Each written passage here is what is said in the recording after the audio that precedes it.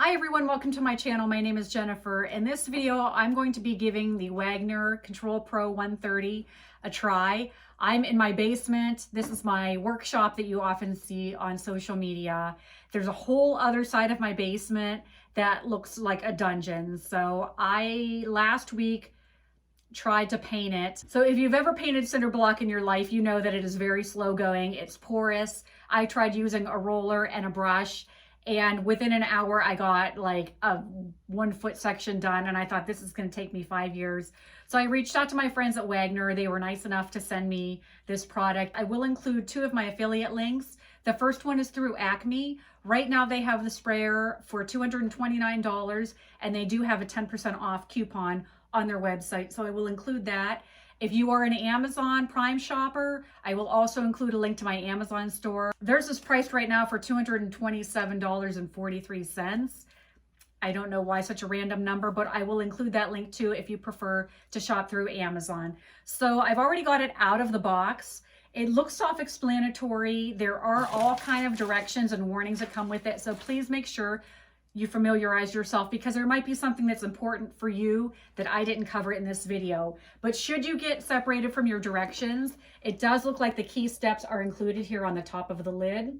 As well, I do notice that it has impressions on it, and it looks like some of the items that come as far as like the nozzles and attachments, it looks like they snap into these.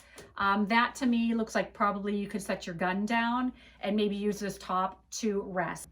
All of the items that you need are packaged inside of the sprayer. You'll find your spray hose, spray tip. It kind of looks like a key, and I do notice this matches the impressions on the top of the lid, so I'm imagining you could snap them in place to store them. Spray gun and tip guard. On the base itself, there's the hose hookup in the front. On the side, there are 2 selections. Straight up here is the prime, and then over here is where you would turn it when you're ready to spray. The on and off switch is right here. The strainer is obviously down in here. And then there is this, it's flexible, but I really don't want to push it too hard. There are times you're going to need to have it in this position where it's spraying into the sprayer, and then other times you're going to need it to filter like to your bucket that you have on hand. And also your 3-prong cord. And then when you're not using the cord, you can snap it. It has little attachments here where you can snap it back into place. Some of the items that you're going to need ahead of time are paint. Make sure it's brand new. You don't want to dump anything that is clumpy or is old and it's been sitting around and is thick, because you're just going to clog this. You're going to aggravate yourself. So make sure you use high quality, brand new paint that's well stirred. I'm also going to keep a regular paintbrush on hand just in case, so I don't have to go looking for it should I run into trouble and need it. You want to have some type of a spare, either an empty paint can or a bucket. You'll need water for cleanup. It's also a good idea to have some type of a rag, or in this case, I have paper towels. I'm also a really messy painter, so I'm going to wear gloves when I go to operate it. And being that I'm in my basement, I'm also going to wear a mask. And I would say that's probably pretty advisable whenever there's overspray that you protect your lungs and wear some type of a mask. So the first thing that the manual says for step 1 is to attach your hose. Now, as you'll see, there is one end that has a clear protective coating on it. You can just pop off. And then the other one has a red protector on it, and that actually unscrews. There is a black protector that's right on the front of the sprayer, and I'm going to actually take all of these little caps. I'm going to set them aside and hang on to them. Once I have this cleaned up, I might want to put them back on. So I know a lot of times materials and the packing you throw away, that might be something I would hang on to. So the end that had that red fitting on it and protector goes right to the sprayer. And I'm going to begin by hand tightening this until I can't hand tighten it any longer. And then I'm going to take the adjustable wrenches and tighten it just enough. I don't want to over tighten it and then cause problems or have something break. You're going to need, I have 2 adjustable wrenches. I believe the manual says 2 6-inch wrenches. 2 6-inch adjustable wrenches is what it says. So I just want to attach this until it's snug and that feels about right. I don't want to overdo it. Then the other half goes on the gun. And I'm sure after I use this, it'll kind of calm down a little bit, but it's like wrapped up like a boa constrictor right now. To attach the spray gun, it's easiest to hold the hose steady and spin the gun rather than trying to spin the hose. I'm going to hand tighten it as far as I can, and then I'm going to take my wrenches and adjust it and tighten it just a little bit, just until it's snug. This is hard to do and film at the same time, but I'm just going to tighten this. Okay, so that's snug. I don't want to overdo it. So that's assembled. Then the next thing you do, here's another safety cap, which I'm going to hang on to. Maybe not. So I'm going to put that aside too. I think these are always good things to hang on to. Okay, and then you take the tip guard, and it says that there's a washer and a saddle seat already pre-assembled inside of it. And then you just go ahead and put this on the front. And the manual says for this part, you just want to hand tighten it. You don't want to use those wrenches. So, seems like I had a little bit of trouble getting it started, but then after it starts to thread, you're good. And as much as I want to tighten that. Once this tip guard is hand tightened into place, you want to make sure that you spin this black part so that this spray tip locks into place. This is one area where I felt the directions could have been a little bit clearer. When I attach this to the gun, the inside mechanism, which I'm holding here in my right hand, was not aligned. Here's how this is set up. Here's the top where this tip needs to fit in, like that. This interior part for mine, maybe during shipping, it kind of spun so that this would not seat in there properly. So if this happens to you, I had to remove, there's this metal piece and then a little black like rubber washer. So I went ahead and put that tip in, and maybe that's what the directions are supposed to be. It just was not clear to me. So I went ahead and put that in. This is hard to film, so I'm just going to carefully slip this back in place so that it wraps around this part. I'm going to return the washer. That is the proper way that that is set up. And then I'm going to go ahead and hand screw this onto the front of the gun.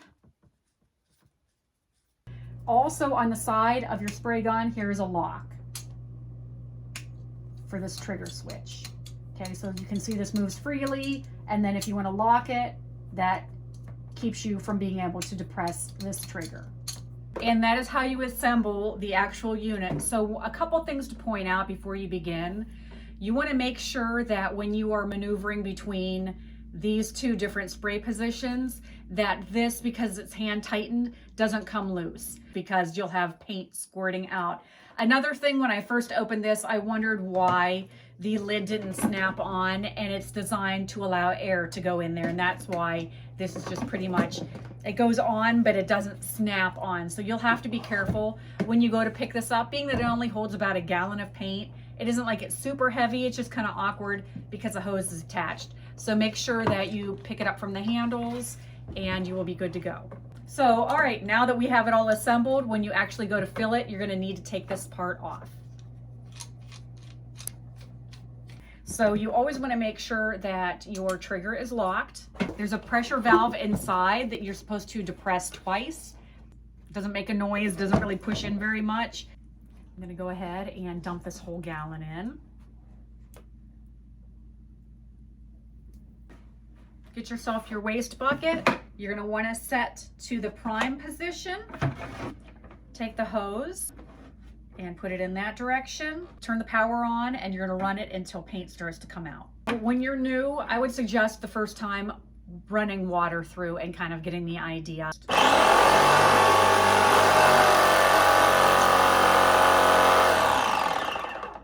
Okay, so paint has started to come through the tube. I think I'm good. So I'm going to switch that back in that position. The paint is flowing freely, and I can see it now dripping out of that tube. Make sure that you go through this process every time you add a new gallon of paint. I've got my gun locked. What you want to do is get the paint flowing through. So I'm going to set to spray.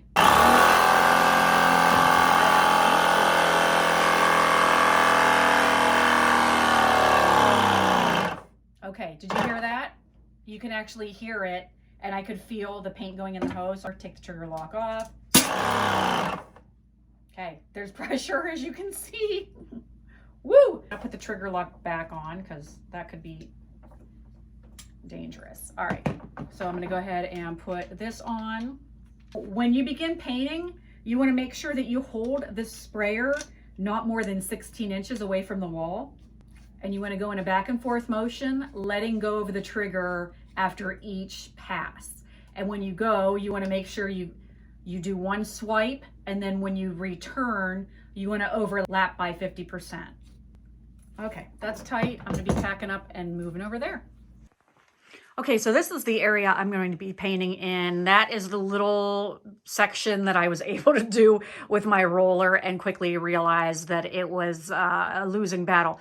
So I also have these sheets of cardboard that I would like to sort of hold steady in place, or maybe I'll tack them up as I get closer to the ceiling because there will be overspray, but I did take painter's tape and put it along the perimeter. And then I have this nice drop cloth. I think I bought that at Lowe's. So I'm gonna go ahead and get ready to spray this wall. My sprayer is currently in the prime position. The manual says to turn it on and then switch it to spray, so that's what I'm gonna do.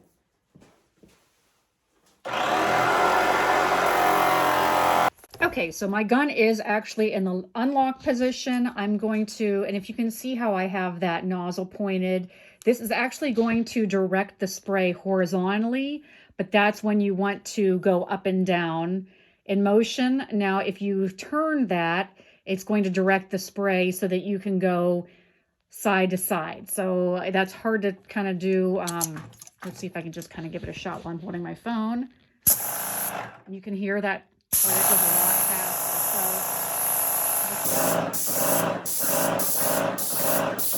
faster. This is so much faster than I could have done this. But I've already done more than I did in an hour by hand. This is going to be a wonderful thing.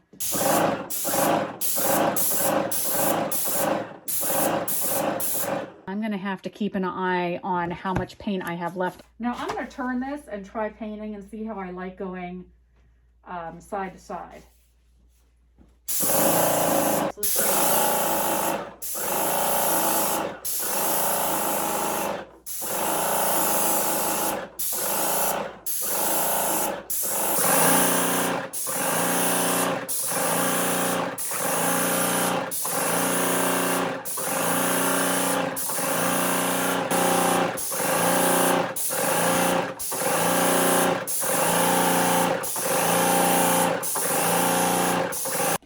This is a situation you'll probably find yourself in after spraying a gallon and probably a half. The tip started to clog. So what you do is lock the trigger. I keep calling it a key. I forget what they call it in the manual. Turn it actually back towards you. Unlock, fire in your whatever your waste bucket is, and that'll clear the clog. And then you can go back to normal settings and it will work. So that's what I did. I remember seeing all kind of warnings when I was getting this put together about the pressure relief procedure. So what you need to do for that is make sure that the machine is off, and then you lock the spray gun. I'm gonna lock that. Turn the prime spray knob to prime. Oh, I just heard it. Unlock the spray gun, briefly pull the trigger, then you can lock your spray gun back. I'm all done painting and now it's time to clean up. The actual work goes super fast. It's the setup and the cleanup that take the longest. So the first step is to relieve the pressure, which I already did. So the next thing you do is take the tips off. Being that I have latex paint, it says soapy water. I don't have soap down here. I'm just going to use water. And the next step is to get rid of all the excess paint in here. So I'm just going to dump it back into the can.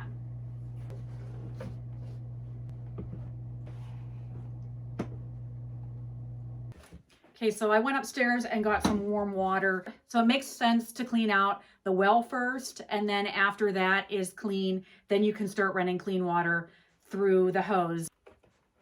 Prime. Okay, so once the water's in, you'll want to take this hose and put it towards your waste bucket and then run.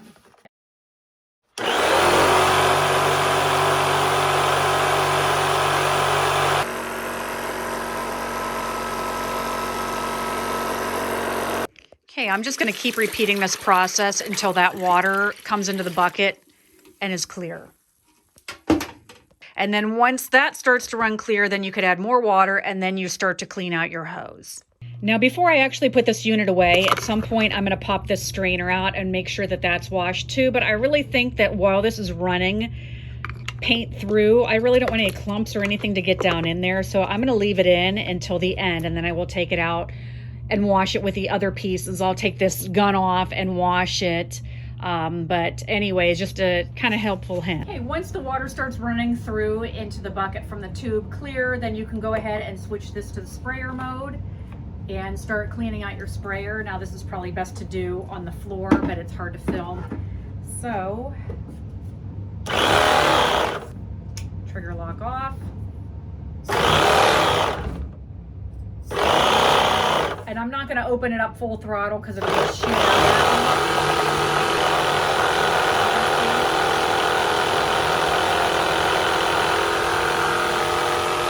Just going to squirt the paint into the bucket until this starts to run clear, and then you can put it in the prime mode and release the pressure before you start unhooking any of the hoses.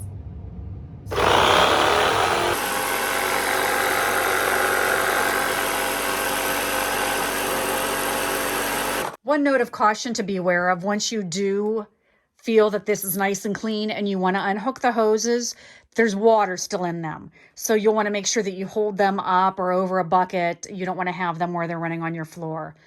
So just something to look out for. You want to make sure when that strainer is removed that you go ahead and clean this section too, because there is water pooling in there, and there's some paint that miraculously did not wash off running all of this water through. So make sure that you don't forget that. Okay, so once everything is running through clean, you want to make sure that you release the pressure one more time. Off, prime. I didn't hear anything, so that should be good. I'm going to unplug it. And then I am going to undo this side first. My bucket handy just in case.